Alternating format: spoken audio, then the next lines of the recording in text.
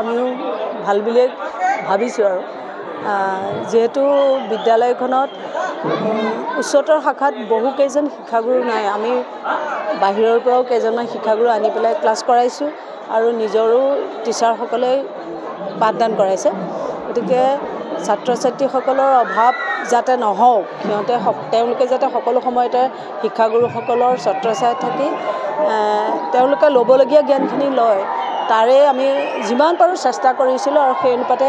ছাত্ৰ ছাত্ৰীসকলেও সঁহাৰি দিছিল যাৰ ফলত আজি এই ৰিজাল্টটো বিদ্যালয়খনে পাবলৈ সক্ষম হৈছে আমাৰ যিহেতু আন্তঃগাঁথনি নাই বহুত কষ্টত ল'ৰা ছোৱালীবিলাক মানে পঢ়িবলগীয়া হৈছে অসুবিধা সকলো দিশতে মানে মেনেজ কৰি চলিবলগীয়া হৈছে তাৰ মাজতে তেওঁলোকে ইমান সুন্দৰ এটা ৰিজাল্ট দিছে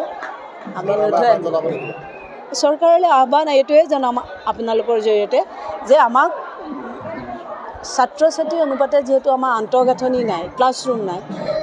যাতে তেওঁলোকে সেইটো পৰিপূৰণ কৰি দিয়ে সেই আমি আশা কৰিছোঁ চৰকাৰৰ দুটা বিভাগ আছে না আমাৰ 4টা ষ্ট্ৰীম আছিলে 97 আৰ্টছত 97 পইণ্ট কিমান 97.56 আৰ্টছত ছায়েন্সত 96.92 কমাৰ্চত 100% ভকেশ্যনেল 100%। ৰিজাল্টটো লৈ কিবা কিবি ওলাই আছিল যে আজি দিব কালি দিব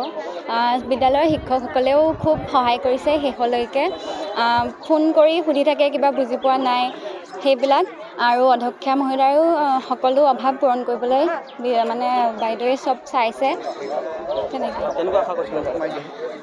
আশা এনেধৰণেই কৈছিলোঁ ভাল বুলি ভাবিছোঁ